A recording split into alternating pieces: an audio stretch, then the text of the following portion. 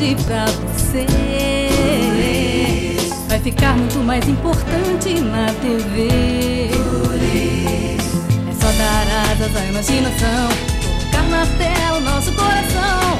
Do impossível ser possível na televisão. Luz, produtora e imaginação. Luz, produtora, imagem e som. Chegou a sua vez de ser a nossa inspiração.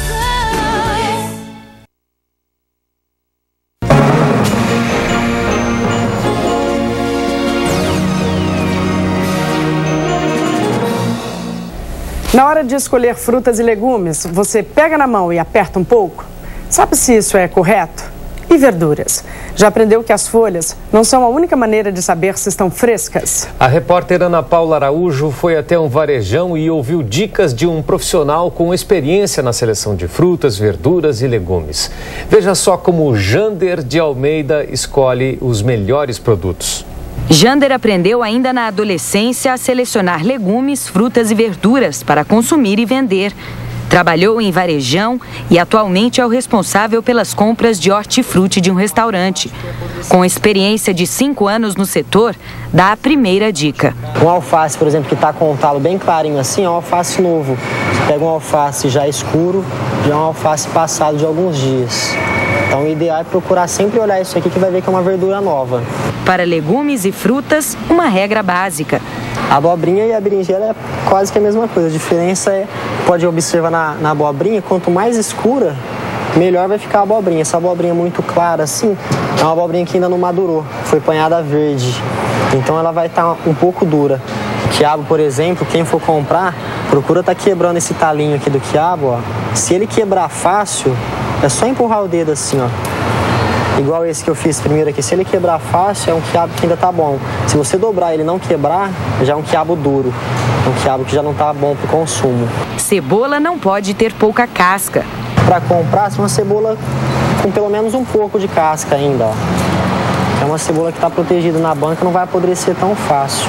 Selecionar frutas, verduras e legumes que ainda podem ser consumidos e descartar os estragados também são preocupações diárias para seu José Carlos. Na parte de legumes há uma resistência maior. Chega-se aí a 24, 48 horas no máximo aí de alguns produtos.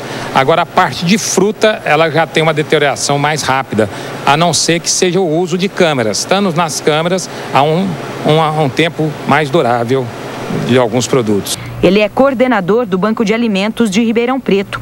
130 entidades são atendidas com cestas montadas aqui. Qual que é a dica que o senhor dá para as pessoas quando elas forem escolher verduras, frutas, legumes, pela experiência que o senhor tem aqui? Para evitar de ficar palpando, olhar no visual ali, de ver uma fruta que não tem muito, que não está muito ali mexida dentro das gôndolas ali, e observar sem ficar o manuseio. O manuseio que deteriora muito o hortifruti.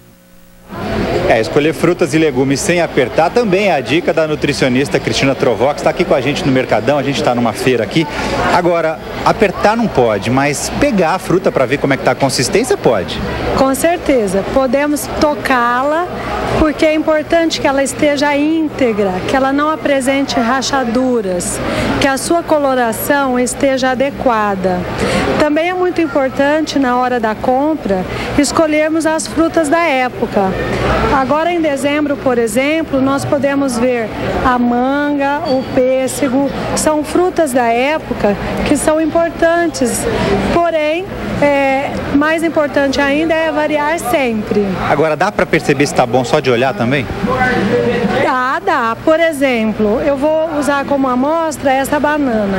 Essa banana apresenta aqui uma rachadura e essa rachadura é fonte de entrada de micro-organismos.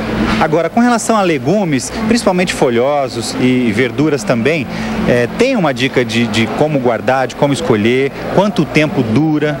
As compras devem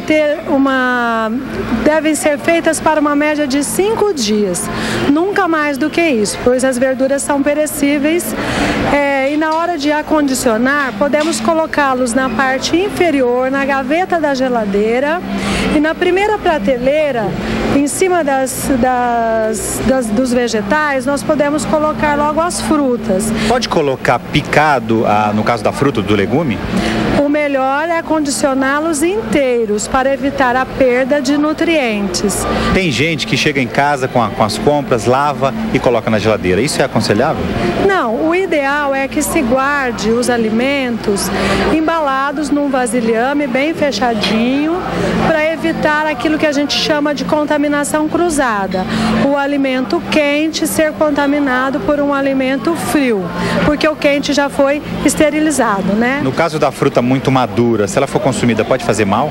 Com certeza, pode dar complicações gastrointestinais, diarreia, vômito, febre, dor de cabeça e, em casos mais graves, até desidratação. Nessa época de chuva, é preciso tomar mais cuidado com as folhagens? Ah, com certeza. Por quê? Porque elas melam com mais facilidade. A gente estava falando de frutas muito maduras, né? E já as frutas muito verdes, elas também fazem mal? As frutas muito verdes, algumas delas têm uma peculiaridade. Por exemplo, a banana verde. Tem sido muito utilizada a polpa de banana verde na sua forma cozida e depois liquidificada para colocarmos em preparações, como em sucos e bolos. Eles funcionam como pré-bióticos, alimentam as boas bactérias intestinais. Ou seja, faz até bem então, né? Faz muito bem para a saúde e é baratinho. Tá certo, obrigado pelas informações, Chico.